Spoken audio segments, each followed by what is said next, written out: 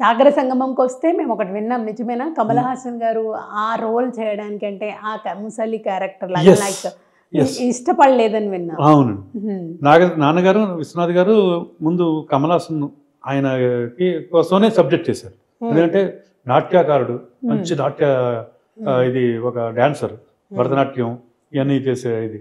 దానికి అప్పట్లో classical dance అంటే ఓన్లీ ఈయనే కమల్ హాసన్ గారు తప్ప ఇంకెవరు లేరు ఇప్పుడు. ఇది అంటే ఓకే అనుకున్నా. ఆయన కథ చెప్పగానే విపరీతంగా నచ్చేసింది. ఆయన చాలా గొప్పగా ఉంది. బట్ ఓల్డ్ గెటప్ ఒకటి ఉందండి, కొంత పార్ట్ ఉంది కదా. ఇది ఆల్రెడీ ఆయనేమో అప్పటికే పెద్ద గ్లామర్ హీరో. తమిళ్లో కడల్ మీన్గళ్ అని ఓ సినిమా, దాంట్లో ఓల్డ్ గెటప్ సగం ఉంటుంది. అది ఈ ఓల్డ్ క్యారెక్టర్ వల్లనే అది ఫ్లాప్ అయింది ఆ సినిమా. ఆయన భయపడ్డారు.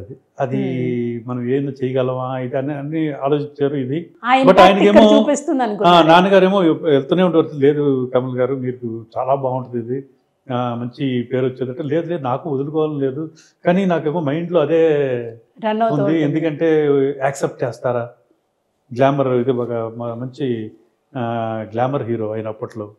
ఇది స్టూడెంట్స్ అందరూ యాక్సెప్ట్ చేస్తారంటే మొత్తానికి విశ్వనాథ్ గారు నాన్నగారు అందరూ కలిసి ఒప్పించి అలాగా ఆయన చేయడం. ఆ సినిమా ఎంత ట్రెమాండస్గా హిట్ అయిందో, లోకనాయకుడు అయిపోయారు ఇప్పుడు. మామూలుగానా అది పెద్ద ఆయన పర్ఫార్మెన్స్ కానీ ఇది కానీ.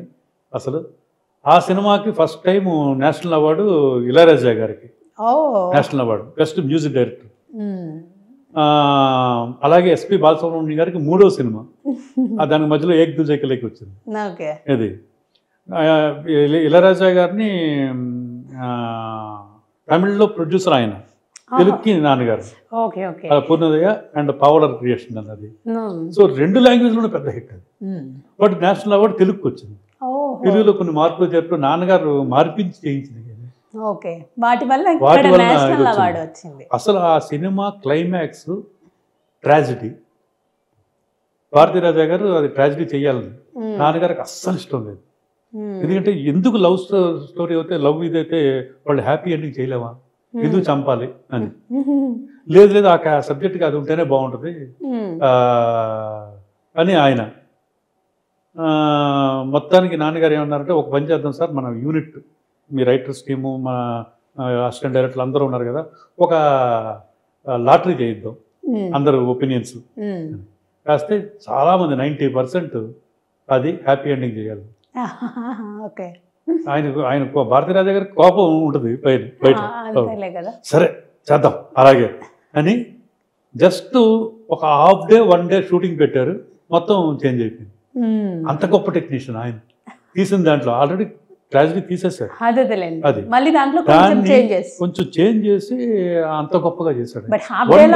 1 డే షూట్ అంతే అయిపోయింది. అది దాన్ని చూసిన తర్వాత ఆయన అన్నారు, కరెక్ట్ డెసిషన్ నాగేశ్వరరావు ఇది అని. తమిళ్లో కూడా ముందేమో ఆయన సరే తెలుగుకి నేను ఇలా చేస్తాను, తమిళ్లో ట్రాజడీ అన్నారు. తర్వాత ఆయన కూడా అది కూడా మార్చేసి, నాగేశ్వరరావు చాలా థ్యాంక్స్, మంచి సజెషన్ ఇచ్చారు మీరు అని ఆయన కాంప్లిమెంట్. అది అలాగా ఆ సినిమా. సో నేషనల్ అవార్డు ఆ సినిమాకి. ఇంకా దాని తర్వాత